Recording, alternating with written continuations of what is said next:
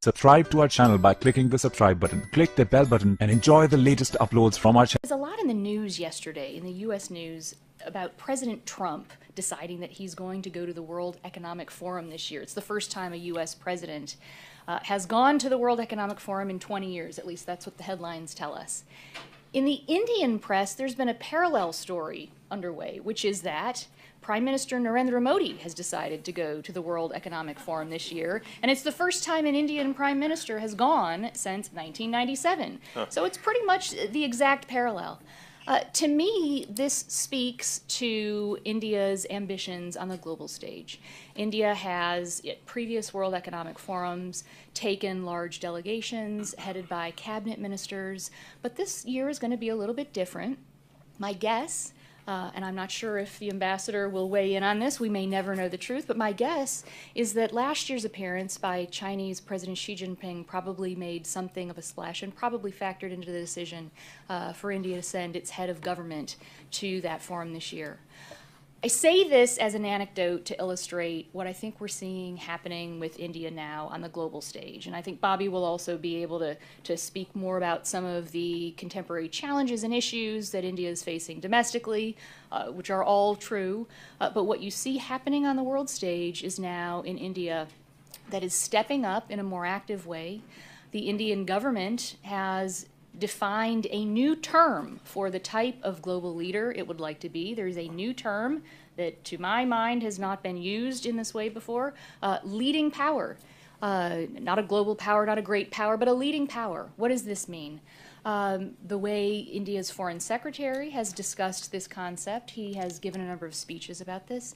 He's talked about India having, in the past, reacted to world events, but maybe it's time to start thinking about shaping global events as they unfold and not just reacting to them. And I think that's what you're seeing happening now with India.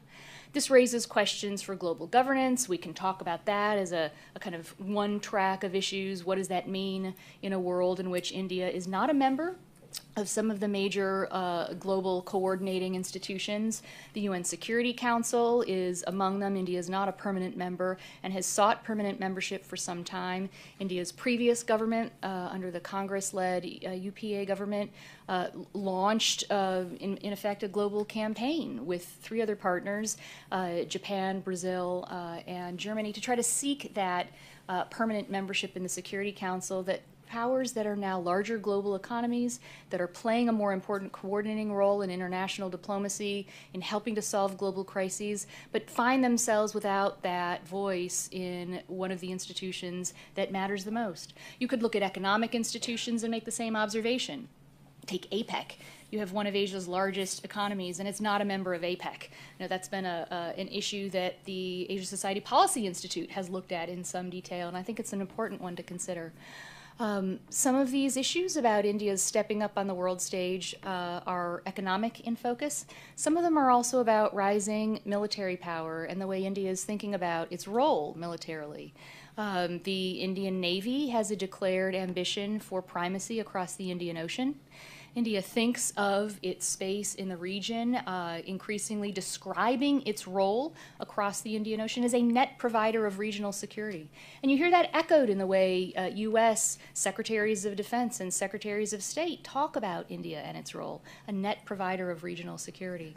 So I think this starts to paint a portrait of a country that's now playing a little bit different role than it was 15 years ago, and one in which it's playing a more active role, playing a more participatory role with other countries in the process of thinking about global challenges and what those solutions should be.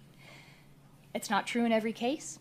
I can talk about some of those cases where India has elected not to join, for example, the Global Coalition Against ISIL. That's one example. But I think you are starting to see more instances in which India is ready to stand up and say, this is our position, this is what we'd like to be debating with the global community, and our view is our voice should be heard. I'll just stop there because I was asked to do 2-3 minutes, but I'd be happy to talk about any of the elements here. In fact, there are a lot of other directions we could take on this conversation.